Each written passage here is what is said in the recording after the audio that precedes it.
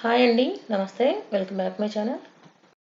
ఈరోజు వీడియోలో గోధుమ రవ్వతో రవ్వ కేసరి ఎలా ప్రిపేర్ చేసుకోవాలో చూద్దామండి. హెల్తీగా, టేస్టీగా, ఈజీగా ప్రిపేర్ చేసుకోవచ్చు.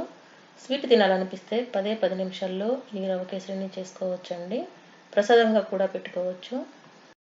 గోధుమ రవ్వతో కేసరి చేసుకోవడానికి ముందుగా బాండిల్లోకి 2 టేబుల్ స్పూన్ల వరకు నెయ్యి వేసుకోవాలండి. ఫ్లేమ్ని లోలో పెట్టుకోవాలి. అందులోనే 20 వరకు కాజు, ఒక 10 బాదాంని సన్నగా కట్ చేసుకొని వేసుకోవాలి.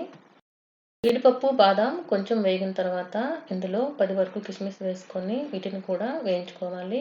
డ్రై ఫ్రూట్స్ అన్నీ కూడా ఇలా కలర్ చేంజ్ అయిన తర్వాత వీటిని ఒక గిన్నెలో తీసుకొని పక్కన పెట్టుకోవాలి. మిగిలి ఉన్న నెయ్యిలో గోధుమ రవ్వ వేసుకొని వేయించుకోవాలండి. నేను ఇక్కడ మీడియం సైజు ఉండే గోధుమ రవ్వని 1 కప్పు తీసుకున్నాను.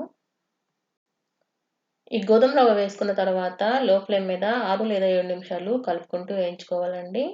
రవ్వ వేగేలోగా మనం దీనికోసం ఎసరు కాగబెట్టుకుందాం. ఒక బాండిలోకి కానీ, గిన్నెలోకి కానీ ఏ కప్పుతో అయితే రవ్వ తీసుకున్నామో అదే కప్పుతో 4 కప్పుల నీళ్లు తీసుకోవాలి. మీరు లావు రవ్వ తీసుకున్నట్లయితే మరొక కప్పు ఎక్స్ట్రాగా, అంటే 1 కప్పుకి 5 కప్పుల చొప్పున నీళ్లు తీసుకొని నీళ్ళని మరిగించుకోవాలి. 6 లేదా 7 నిమిషాలు వేగేటప్పటికి రవ్వ ఇలా మంచి కలర్ వస్తుందండి. అలాగే రవ్వ నుండి మంచి వాసన కూడా వస్తుంది. ఇలా వేగితే సరిపోతుంది. ఇప్పుడు ఫ్లేమ్ని లోలో పెట్టుకొని బాగా బాయిల్ అవుతున్న నీళ్ళని వేసుకొని కలుపుకోవాలి. వేడి నీళ్ళను పోసుకున్న తర్వాత లో ఫ్లేమ్ మీద ఈ రవ్వని కలుపుకుంటూ ఉడికించుకోవాలి. రవ్వ పూర్తిగా ఉడకాలండి. పూర్తిగా ఉడికిన తర్వాతనే పంచదార వేసుకోవాలి. నేను మీడియం సైజు రవ్వ తీసుకున్నాను కాబట్టి ఇది ఉడకడానికి 4 లేదా 5 నిమిషాలు టైము సరిపోయింది. రవ్వ ఇలా అంతా ఉడికి దగ్గరగా అయిన తర్వాత ఇందులో పంచదార వేసుకోవాలి. 1 కప్పు గోధుమ రవ్వకి 1.5 కప్పు చొప్పున పంచదార వేసుకోవాలండి. స్వీటు మీడియంగా ఉంటుంది. మరీ ఎక్కువ తినేవాళ్ళు మరొక 2 టేబుల్ స్పూన్ల వరకు వేసుకోవచ్చు.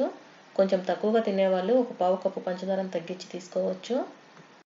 పంచదార కరిగే వరకు మీడియం ఫ్లేమ్ మీద కలుపుకుంటూ ఉడికించుకోవాలండి. పంచదార కరిగి కేసరి అంతా కూడా కొంచెం పల్చగా అవుతుంది. పంచదార కరిగిన తర్వాత ఫ్లేమ్ని లోలో పెట్టుకొని మరొక 4-5 నిమిషాలు కలుపుకుంటూ ఉడికించుకోవాలి.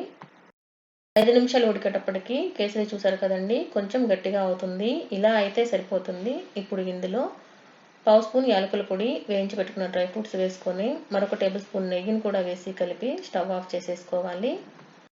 మూత పెట్టి 5 నిమిషాలు అలానే ఉంచితే కేసరి కొంచెం గట్టిపడుతుందండి. నెయ్యి ఫ్లేవర్ ఎక్కువగా ఇష్టపడే వాళ్ళు మరి కొంచెం నెయ్యిని యాడ్ చేసుకోవచ్చు.